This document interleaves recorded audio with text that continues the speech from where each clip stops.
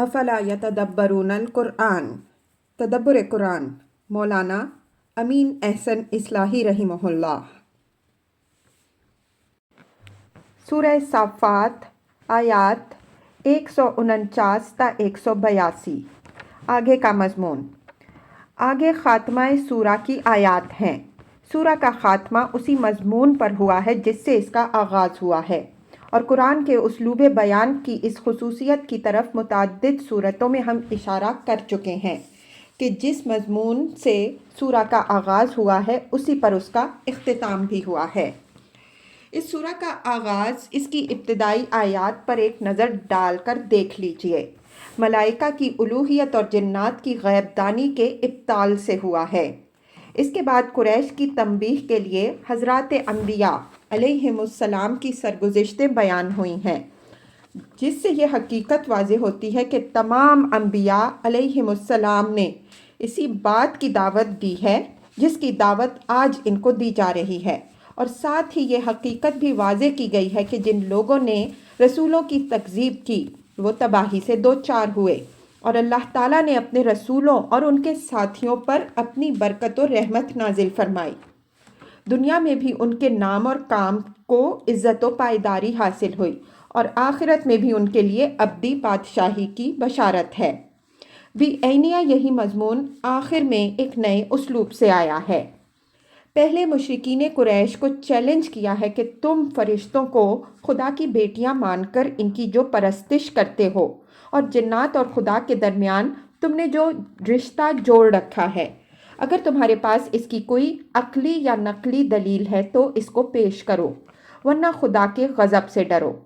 پھر خدا کے حضور میں ملائکہ کی جو اصل پوزیشن ہے، حضرت جبریل علیہ السلام کی زبانی اس کی وضاحت کرائی ہے، تاکہ جو لوگ فرشتوں کو خدا کی بیٹیاں بنائے بیٹھے اور ان کی پوجا کر رہے ہیں، ان کے سامنے ملائکہ کے سب سے بڑے فرد کی زبان سے ان کی حماقت پر ضرب لگائی جائے کہ فرشتے خود اپنا درجہ و مقام کیا بتاتے ہیں اور ان کے احمق پرستار ان کو کیا سمجھتے ہیں۔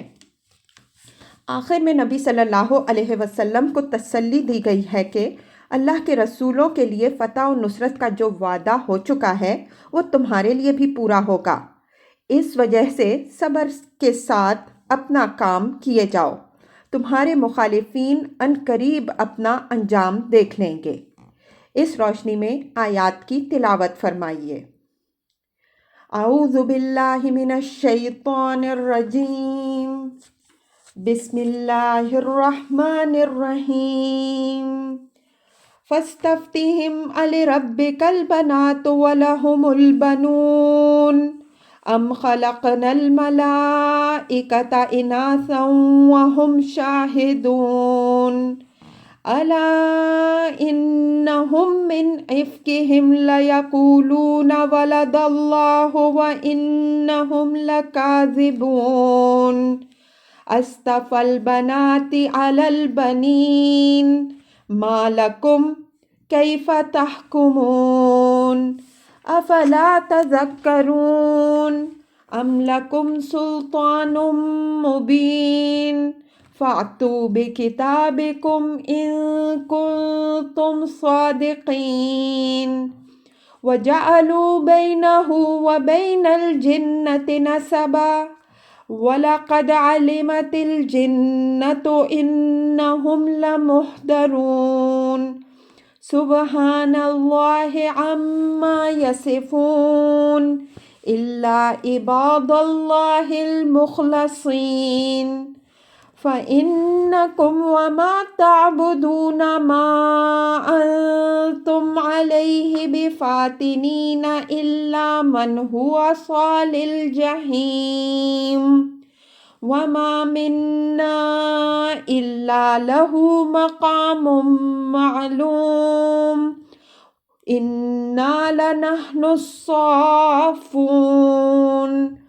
وَإِنَّا لَنَحْنُ الْمُسَبِّحُونَ وَإِن كَانُوا لَيَقُولُونَ لَوْ أَنَّ عِندَنَا ذِكْرًا مِنَ الْأَوَّلِينَ لَكُنَّا عِبَادَ اللَّهِ الْمُخْلَصِينَ فَكَفَرُوا بِهِ فَسَوْفَ يَعْلَمُونَ وَلَقَدْ سَبَقَتْ كَلِمَتُنَا لِعِبَادِنَا الْمُرْسَلِينَ إِنَّهُمْ لَهُمُ الْمَنْصُورُونَ وَإِنَّ جُنْدَنَا لَهُمُ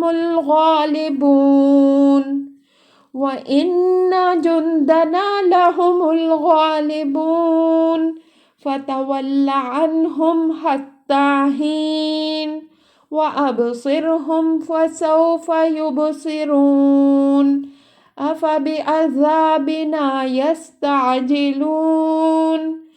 فَإِذَا نَزَلَ بِسَاحَتِهِمْ فَسَاءَ صَبَّاحُ الْمُنذَرِينَ وَتَوَلَّ عَنْهُمْ حَتَّى حِينٍ وَأَبْصِرْ فَسَوْفَ يُبْصِرُونَ سُبْحَانَ رَبِّكَ رَبِّ الْعِزَّةِ عَمَّا يَصِفُونَ وَسَلَامٌ عَلَى الْمُرْسَلِينَ وَالْحَمْدُ لِلَّهِ رَبِّ الْعَالَمِينَ۔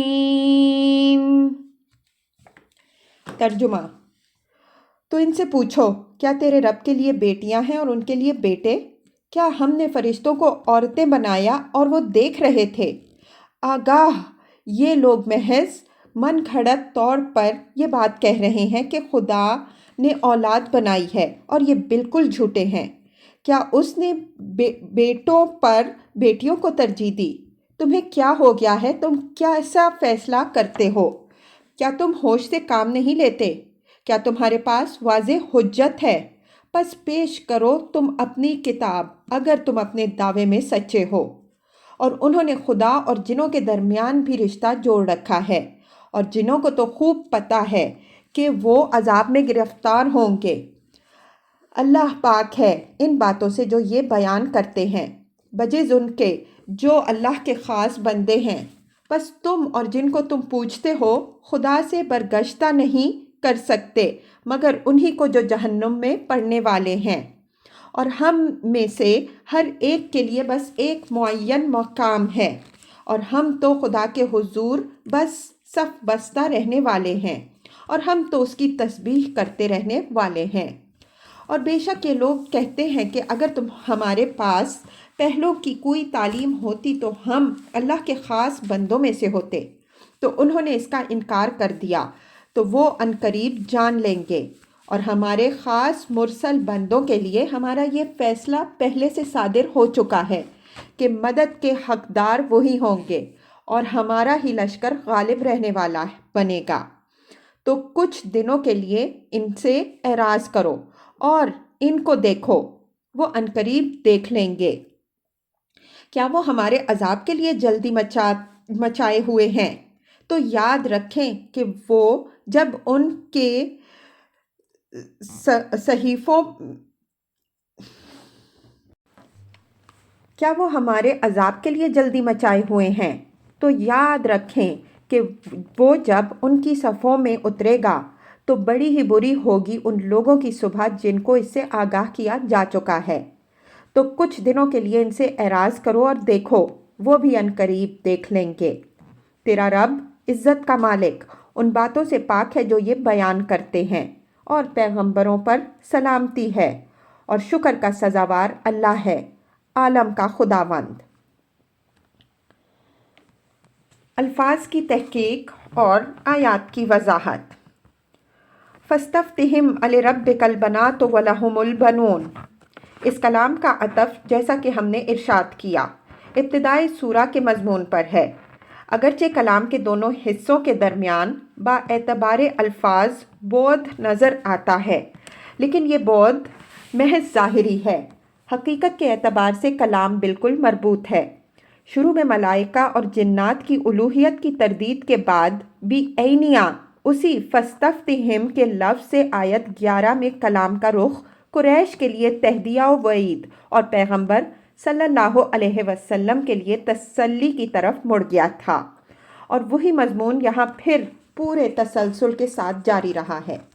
اس کے ختم ہونے کے بعد اسی فاستفتہم پر عطف کر کے اصل مسئلہ کو پھر لے لیا اور فرمایا کہ ان لوگوں سے جو فرشتوں کو خدا کی بیٹیاں مان کر ان کی پوجا کر رہے ہیں، پوچھو کہ تم اپنے لیے تو بیٹے پسند کرتے ہو، تو تیرے رب کے لیے انہوں نے بیٹیاں کیوں پسند کی ہیں؟ مطلب یہ ہے کہ اول تو خدا کی طرف بیٹوں اور بیٹیوں کی نسبت ہی ایک شدید قسم کی جہالت ہے، لیکن انہوں نے جہالت پر جہالت یہ کی کہ خدا کے لیے انہوں نے وہ چیز پسند کی جو اپنے لیے ناپسند کرتے ہیں، حالانکہ عقل و فطرت کا تقاضا یہ ہے کہ خدا کی طرف اس کی شایان شان صفات منسوب کی جائیں، اور انہوں نے صرف یہی ظلم نہیں کیا کہ اس کی طرف اس کی شان کے منافی صفت منسوب کی ہے، بلکہ ایک ایسی صفت منسوب کی ہے جس کو خود اپنے لیے بھی باعث ننگ خیال کرتے ہیں۔ ام خلقنا الملائکۃ اناثا وہم شاہدون، یعنی اس اعتماد کے ساتھ کہ لوگ جو یہ دعویٰ کر رہے ہیں کہ فرشتے خدا کی بیٹیاں ہیں، تو آخر یہ بات کس دلیل کی بنا پر یہ کہہ رہے ہیں؟ کیا جب ہم نے فرشتوں کو پیدا کیا تو یہ لوگ وہاں موجود تھے؟ سورہ زخرف میں یہی بات ان الفاظ میں بیان ہوئی ہے۔ وَجَعَلُوا الْمَلَائِكَةَ الَّذِينَ هُمْ عِبَادُ الرَّحْمَنِ إِنَاثًا أَشَهِدُوا خَلْقَهُمْ سَتُكْتَبُ شَهَادَتِهِمْ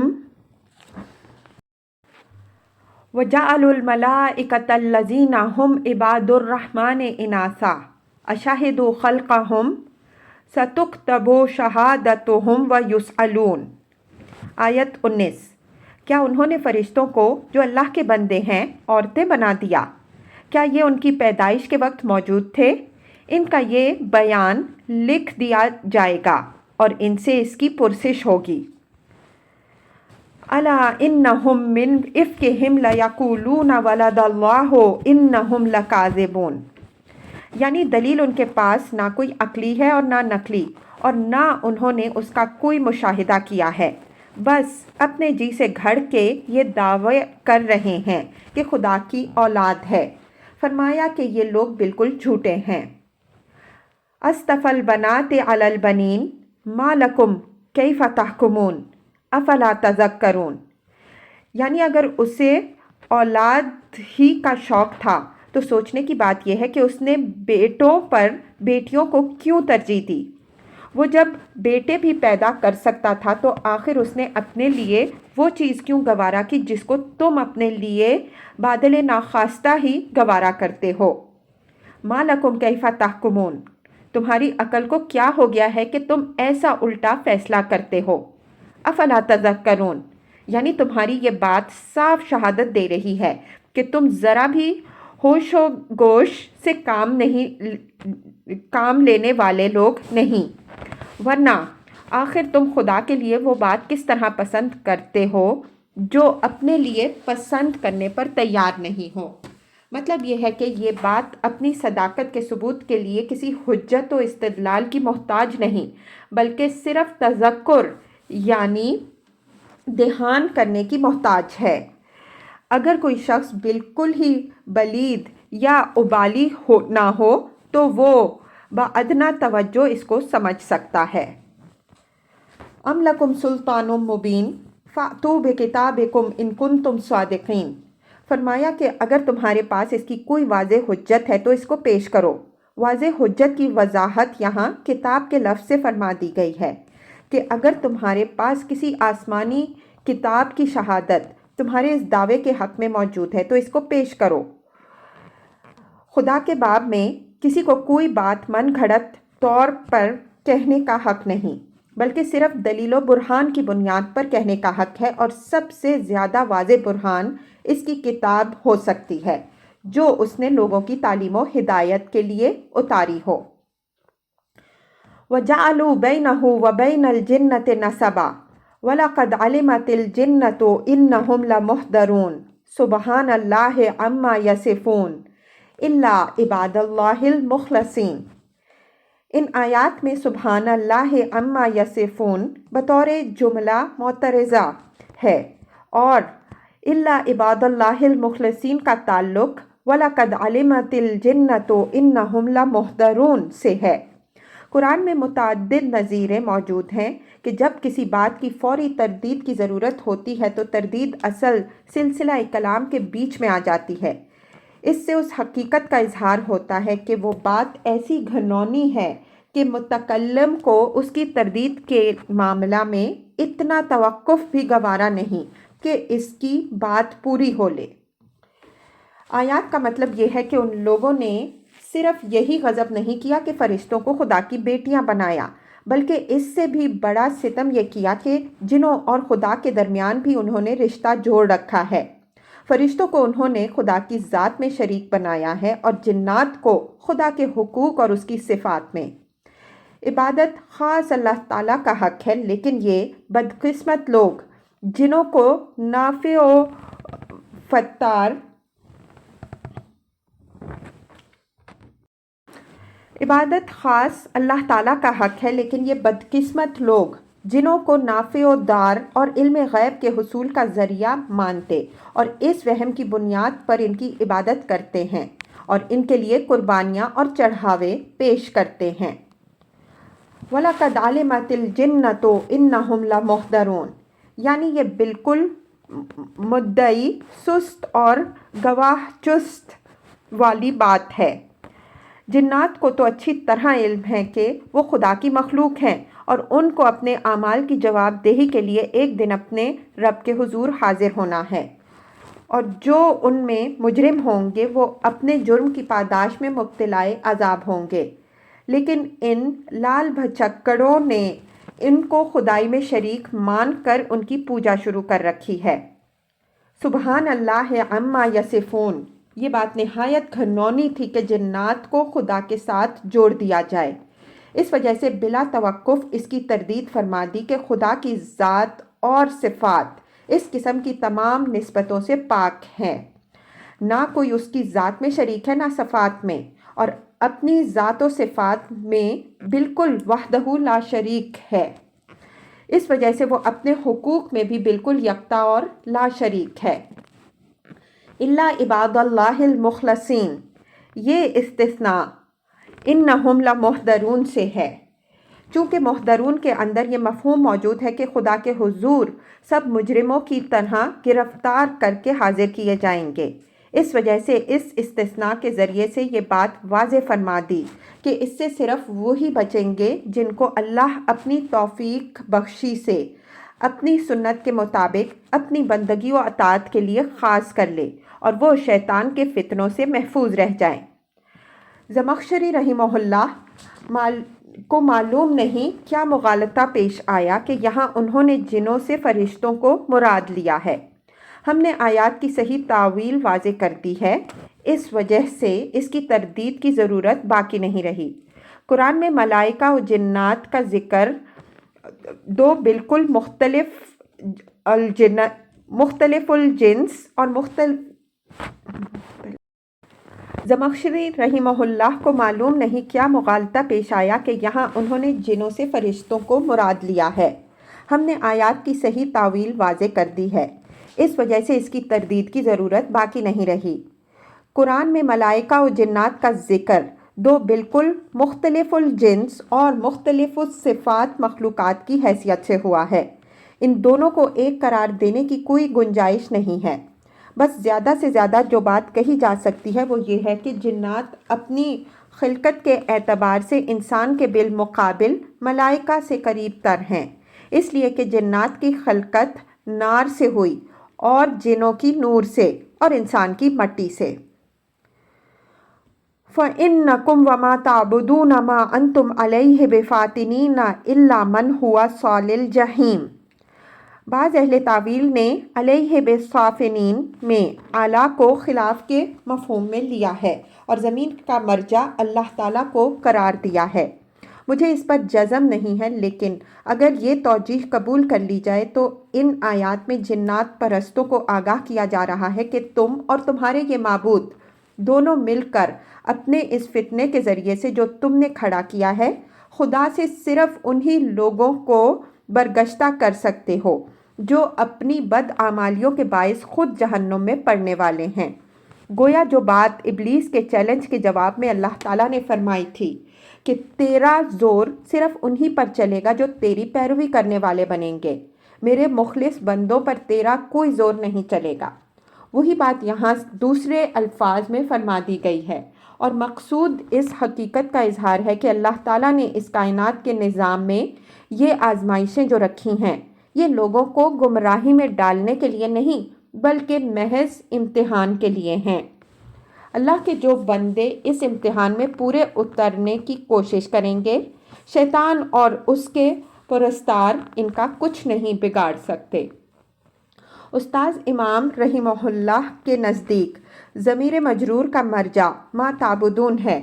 ان کے نزدیک تعویل یہ ہے کہ تم اپنے ان معبودوں پر صرف انہی لوگوں کو مفتون بنا سکتے ہو جو خود جہنم ہی میں جانے کا ارادہ رکھتے ہیں۔ اس تعویل پر بھی مجھے پورا جزم نہیں ہے، میں نے اس کا حوالہ صرف اس لیے دیا ہے کہ جو اصحاب علم ان آیات پر غور کرنا چاہیں وہ اس کو بھی سامنے رکھیں۔ وَمَا مِنَّا إِلَّا لَهُ مَقَامٌ مَعْلُومٌ وَإِنَّا لَنَحْنُ الصَّافُونَ وَإِنَّا لَنَحْنُ الْمُسَبِّحُونَ۔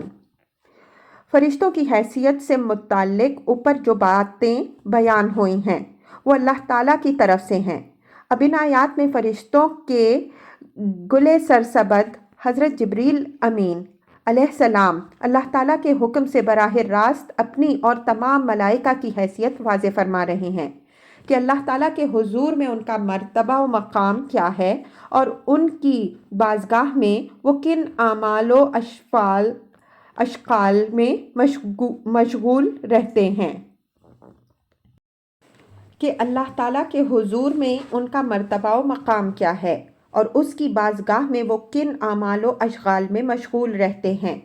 مقصود اس سے ان لوگوں کی تفضیح ہے جو فرشتوں کو خدائی میں شریک مان کر ان کی پرستش کر رہے تھے، کہ وہ سن لیں کہ تمام فرشتوں کے سردار کا بیان کیا ہے اور یہ احمق لوگ فرشتوں کو کیا بنائے بیٹھے ہیں۔ یہ امر یہاں ملحوظ رہے کہ قرآن میں متعدد نہایت واضح مثالیں اس کی موجود ہیں کہ اثناء کلام میں کوئی بات براہ راست حضرت جبریل علیہ السلام کی زبانی کہلوا دی جائے۔ اس کی نظیر مطلوب ہو تو سورہ مریم کی آیات 64 تا 65 پر ایک نظر ڈال لیجئے۔ یہ طریقہ ان مواقع میں اختیار کیا گیا ہے جہاں بات حضرت جبریل علیہ السلام کی زبان سے کہے جانے کے باعث زیادہ مؤثر و بلیغ ہو گئی ہے۔ یہ موقع اسی قسم کا ہے۔ جو لوگ فرشتوں کے شریک خدا ہونے کے وہم میں مبتلا تھے، ان کے وہم پر ضرب لگانے کے لیے سب سے زیادہ مؤثر چیز یہی ہو سکتی تھی کہ خود حضرت جبریل علیہ السلام ان کے آگے اپنی اور پورے زمرۂ ملائکہ کی حیثیت واضح کر دیں۔ اس مقصد کے لیے حضرت جبریل علیہ السلام کی شہادت سے بڑی شہادت کوئی اور نہیں ہو سکتی۔ اب دیکھیے کہ حضرت جبریل علیہ السلام کیا فرماتے ہیں۔ وَمَا مِنَّا إِلَّا لَهُ مَقَامٌ مَعْلُومٌ۔ وہ پہلی بات یہ فرماتے ہیں کہ ہم میں سے ہر ایک کا دائرہ کار معین اور اس کی رسائی محدود ہے۔ وہ اپنی نسبت بھی یہی بیان کرتے ہیں کہ ان کی رسائی کی بھی ایک خاص حد ہے، اس سے باہر وہ بھی نہیں جا سکتے۔ اس مسئلہ پر سورہ فاطر کی آیت 1 کے تحت ہم جو کچھ لکھ آئے ہیں اس پر ایک نظر ڈال لیجئے۔ اس سے معلوم ہوا کہ فرشتوں کی حیثیت خدا کے محکوم و تابعدار اہلکاروں کی ہے، ورنہ اپنے حدود سے باہر پر مار سکتے، نہ کسی امر میں خدا کے اذن کے بغیر دخل دے سکتے، نہ کوئی کام بطور خود کرنے کی جرات کر سکتے۔ اب کتنے احمق ہیں وہ لوگ جو خدا کے ان محکوم بندوں کو شریک خدائی مان کر ان سے یہ توقع کیے بیٹھے ہیں کہ وہ ان کے لیے جو چاہیں کر سکتے ہیں، یہاں تک کہ خدا بھی اگر ان پر ہاتھ ڈالنا چاہے گا تو وہ اس سے بھی ان کو بچا لیں گے۔ وَإِنَّا لَنَحْنُ الصَّافُونَ وَإِنَّا لَنَحْنُ الْمُسَبِّحُونَ۔ دوسری بات انہوں نے یہ فرمائی کہ ہم ہر وقت اس کے حضور میں صف بستہ رہنے والے اور اس کی تسبیح کرتے رہنے والے ہیں۔ فرشتوں کی صف بستگی کا ذکر اس سورہ کی پہلی ہی آیت میں ہوا ہے اور اس کے تحت ہم اس کی وضاحت کر چکے ہیں۔ مسبحون سے مقصود دو ہی چیزیں ہیں جو سورہ کے شروع میں تالیات ذکرہ کے الفاظ سے بیان ہوئی ہیں۔ مسبحون سے مقصود وہی چیز ہے جو سورہ کے شروع میں تالیات ذکرہ کے الفاظ سے بیان ہوئی ہے۔ ہمارے نزدیک یہ عرش الہی کے ارد گرد فرشتوں کی نماز ہے جو ابدیت کا سب سے بڑا مظہر ہے۔ وہاں اس کو ذکر سے تعبیر فرمایا ہے، یہاں تسبیح سے، اور قرآن میں نماز کی تعبیر ان دونوں ہی لفظوں سے ہوئی ہے۔ تسبیح میں تجزیہ کا پہلو غالب ہے، یعنی خدا کو ان تمام باتوں سے ارفع و منزہ قرار دینا جو اس کی شان کے منافی ہیں۔ حضرت جبریل علیہ السلام نے یہ لفظ استعمال کر کے گویا یہ بات واضح فرمائی کہ خدا کے شریک بننا تو درکنار، ہم تو برابر خدا کی ان تمام خلاف شان باتوں سے پاک قرار دینے میں سرگرم رہتے ہیں۔ وَإِن كَانُوا لَيَقُولُونَ لَوْ أَنَّ عِندَنَا ذِكْرًا مِّنَ الْأَوَّلِينَ لَكُنَّا عِبَادَ اللَّهِ الْمُخْلَصِينَ فَكَفَرُوا بِهِ فَسَوْفَ يَعْلَمُونَ۔ یہ مضمون پیچھے سورہ فاطر آیت 42 میں بھی گزر چکا ہے اور وہاں ہم اس کی وضاحت کر چکے ہیں۔ قریش کے سامنے جب یہ بات آتی کہ یہود اور دوسری قوموں نے اپنے اپنے نبیوں اور رسولوں کی تکذیب کی تو وہ باندازِ تعلی کہتے کہ بڑے ہی بدقسمت تھے وہ لوگ جنہوں نے اللہ کے رسولوں کی تکذیب کی۔ اگر ہمارے پاس اگلوں کی کوئی تعلیم ہوتی یا ہمارے پاس اللہ کا کوئی رسول آتا تو ہم یہ رویہ نہ اختیار کرتے بلکہ ہم اس کی تعلیم کی پیروی کرتے اور خدا کے نہایت خاص بندے بن کر دکھا دیتے۔ آدمی کو جو چیز حاصل نہ ہو اس کے متعلق وہ یہی دعویٰ کرتا ہے کہ اگر مجھے یہ چیز حاصل ہو جائے تو میں یہ کارنامے کر کے دکھاؤں گا، لیکن جب وہ اس کو حاصل ہو جاتی ہے تو اکثر حالات میں وہ اگلے نالائقوں سے بھی بڑھ کر نالائق ثابت ہوتے ہیں۔ آج کتنے ہی لوگ ہیں جو بڑے تنتنا کے ساتھ دعویٰ کرتے ہیں کہ اگر ان کے ہاتھ میں حکومت کی باگ پکڑا دی جائے تو وہ دنیا کو خلافت فاروقی کا جلوہ اثر نو دکھا دیں گے، لیکن جب ان کا امتحان ہوتا ہے تو وہ پہلے ہی قدم پر بالکل نالائق، خائن اور چور ثابت ہوتے ہیں۔ ایسے لوگ بہت کم نکلتے ہیں جو اس ذمہ داری کے اہل ثابت ہوں، اور ان لوگوں کے اندر تو ایک بھی اہل نہیں نکلتا جو بڑے بلند بانگ و دعوی کے ساتھ اس کے مدعی بن کر اٹھتے ہیں۔ اس دنیا کی پوری تاریخ اس حقیقت پر شاہد ہے۔ فَكَفَرُوا بِهِ فَسَوْفَ يَعْلَمُونَ، فرمایا کہ یہ لوگ جس چیز کے متمنی اور مدعی تھے جب وہ آئی تو انہوں نے اس کا انکار کر دیا اور اس کی تکذیب کے لیے طرح طرح کے بہانے تلاش کر رہے ہیں، تو یہ عنقریب جان لیں گے کہ ان کی اس تکذیب کا کیا انجام ان کے سامنے آتا ہے۔ وَلَقَدْ سَبَقَتْ كَلِمَتُنَا لِعِبَادِنَا الْمُرْسَلِينَ إِنَّهُمْ لَهُمُ الْمَنْصُورُونَ وَإِنَّ جُنْدَنَا لَهُمُ الْغَالِبُونَ۔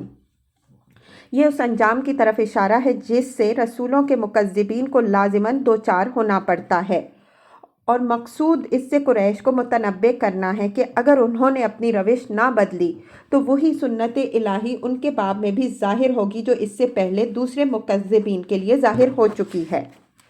کلمہ سے مراد یہاں وہ سنت الہی ہے جو اپنے رسولوں سے متعلق اللہ تعالیٰ نے قرآن میں جگہ جگہ واضح فرما دی ہے۔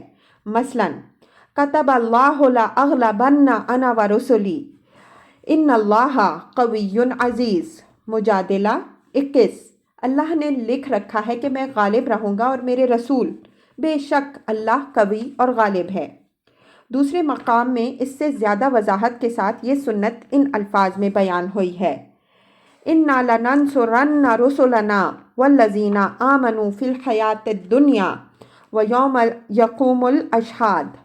المؤمن 51۔ اور ہم لازماً اپنے رسولوں کی اور اہل ایمان کی مدد کریں گے دنیا کی زندگی میں بھی اور اس دن بھی جس دن گواہ گواہی دینے کو اٹھیں گے۔ ہم اس کتاب میں جگہ جگہ وضاحت کر چکے ہیں کہ جس قوم پر اللہ تعالیٰ نے اپنے کسی رسول کے ذریعے سے حجت تمام کی، اگر وہ ایمان نہیں لائی تو لازماً تباہ کر دی گئی ہے۔ رسول اتمام حجت کا آخری ذریعہ ہوتا ہے، اس وجہ سے اس کا ظہور قوم کے لیے خدا کی عدالت کی حیثیت سے ہوتا ہے۔ اس کے ذریعے سے حق و باطل کے درمیان جو کشمکش برپا ہوتی ہے وہ اس کے اور اس کے ساتھیوں کے غلبہ اور اس کے مخالفوں کی تباہی پر منتہی ہوتی ہے۔ ہم نے اس سنت کے تمام مراحل کی وضاحت اس کے محل میں کر دی ہے۔ یہاں نبی اور رسول کے اس فرق کو بھی ملحوظ رکھیے جس کی وضاحت ہم کر چکے ہیں۔ وَإِنَّ جُنْدَنَا لَهُمُ الْغَالِبُونَ، رسول اور اس کے ساتھیوں کے ساتھ اللہ تعالیٰ کے فرشتوں کا لشکر بھی ہوتا ہے، اور جن کے ساتھ خدا کے فرشتوں کا لشکر ہو، دنیا کی کوئی قوت ان کو شکست نہیں دے سکتی۔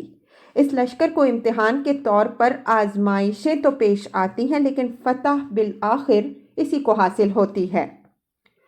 فَتَوَلَّ عَنْهُمْ حَتَّى حِينٍ وَأَبْصِرْهُمْ فَسَوْفَ يُبْصِرُونَ، یہ نبی صلی اللہ علیہ وسلم کو تسلی اور صبر و انتظار کی تلقین ہے۔ مطلب یہ ہے کہ کچھ عرصے کے لیے ان کی زیادتیوں سے اعراض کرو تاکہ اللہ کی حجت ان پر تمام ہو جائے اور یہ اپنا پیمانہ اچھی طرح بھر لیں۔ تم ان کو کچھ عرصے تک دیکھو کہ یہ کیا بنا رہے ہیں، یہ بھی عنقریب دیکھ لیں گے کہ انہوں نے کیا بنایا اور اس کا انجام کس شکل میں ان کے سامنے آیا۔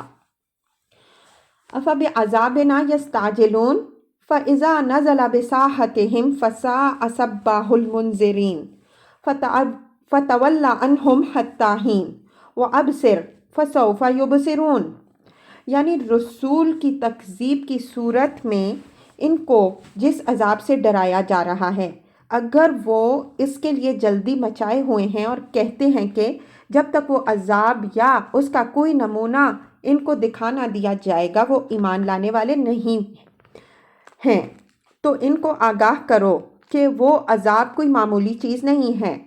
وہ جب ان کی صفوں اور میدانوں میں اترے گا تو جن کو اس سے آگاہ کیا جا چکا ہے ان کے لیے وہ وقت نہایت برا ہوگا۔ رسولوں کے انذار کے بعد جو عذاب آیا کرتا ہے وہ اس قوم کو ہمیشہ کے لیے پامال کر دیتا ہے۔ یہ امر یہاں ملحوظ رہے کہ عرب میں غارت گری کا اصلی وقت صبح کا وقت ہوتا تھا، اس وجہ سے لفظ صباح غارت گری اور حملہ کے مفہوم میں بھی آتا ہے، اور وَصَبَاحَ کے نعرے میں اس کا یہی مفہوم ہے۔ اس کے بعد پھر اسی تسلی اور وعید کے مضمون کا اعادہ فرمایا جو اوپر آیات 174 تا 175 میں گزر چکا ہے۔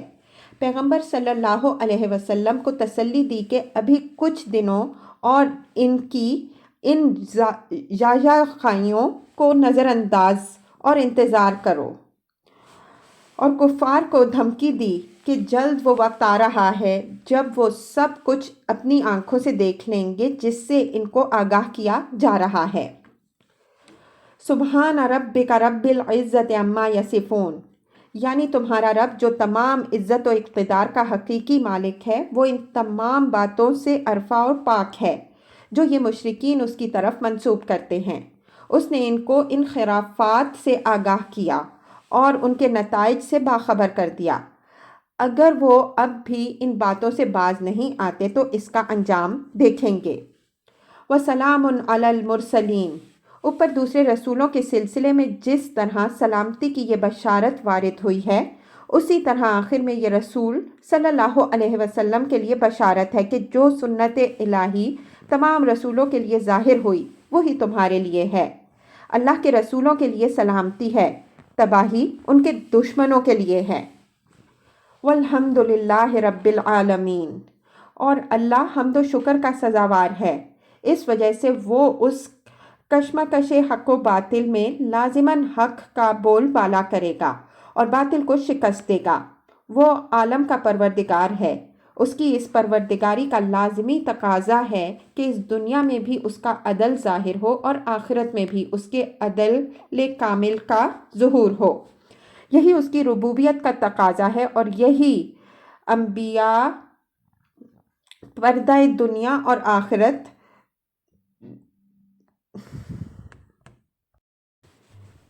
یہی اس کی ربوبیت کا تقاضا ہے اور اسی بنیاد پر وہ دنیا و آخرت دونوں میں سزاوار حمد ہے۔ ان سطروں پر اس سورہ کی تفسیر تمام ہوئی۔ فالحمد للہ رب العالمین۔ رحمان آباد 29 اپریل 1975۔